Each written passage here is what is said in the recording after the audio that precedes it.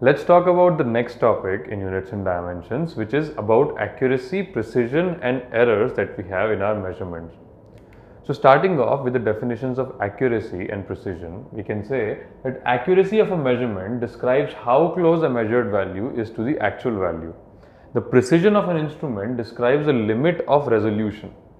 Now, taking an example for the same, let's say the real length of a pencil is 5 centimeters and the first instrument measures it to be 4.9 centimeters.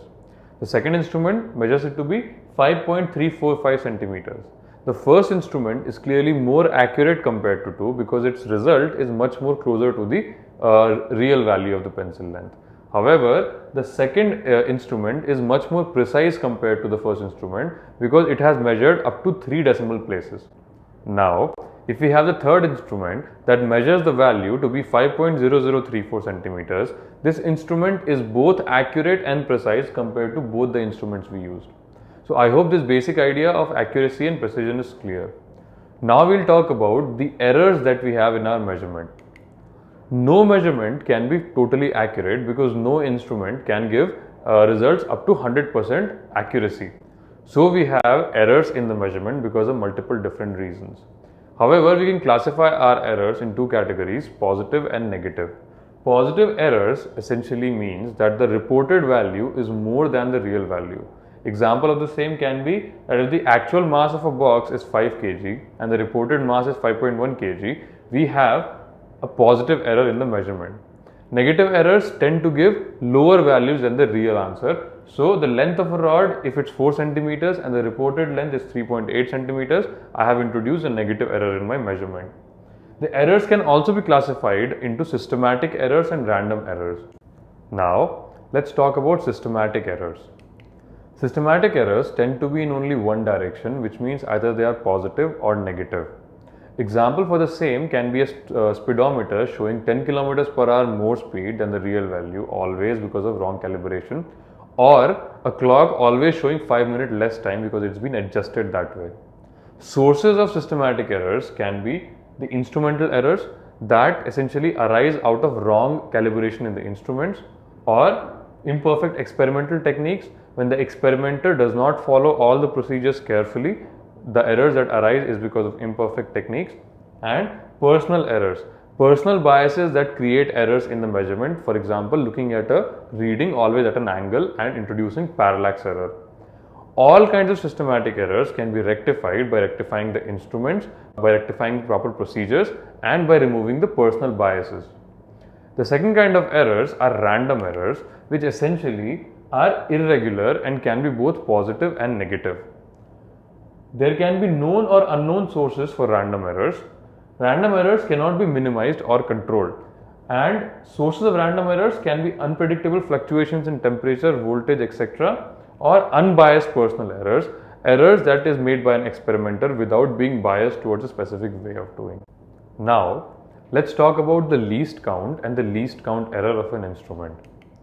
The least count of an instrument is the minimum possible value that instrument can measure, and the least count error is the error that can be introduced by the instrument because of its limitation of the resolution or the limitation of the measuring capability.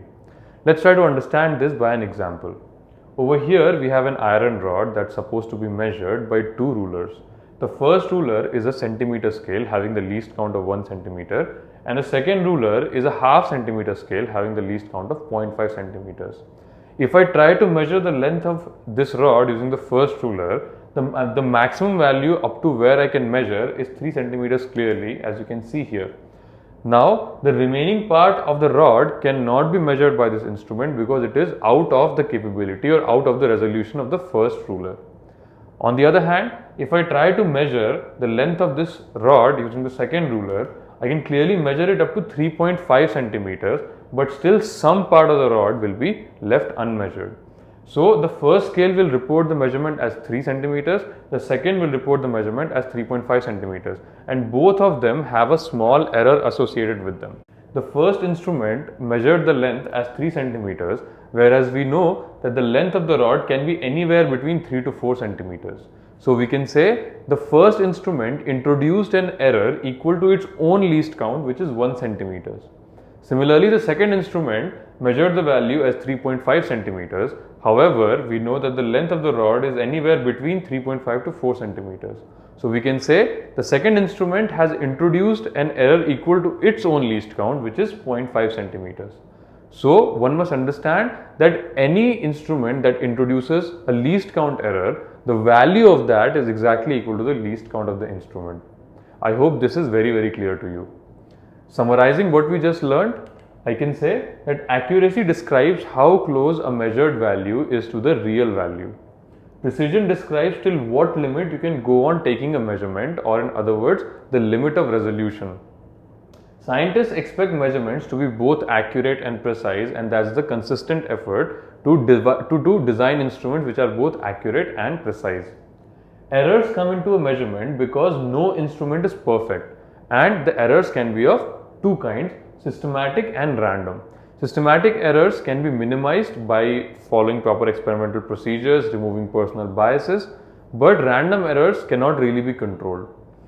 Least count is the smallest value an instrument can measure, and errors due to least count is called least count error. Thank you.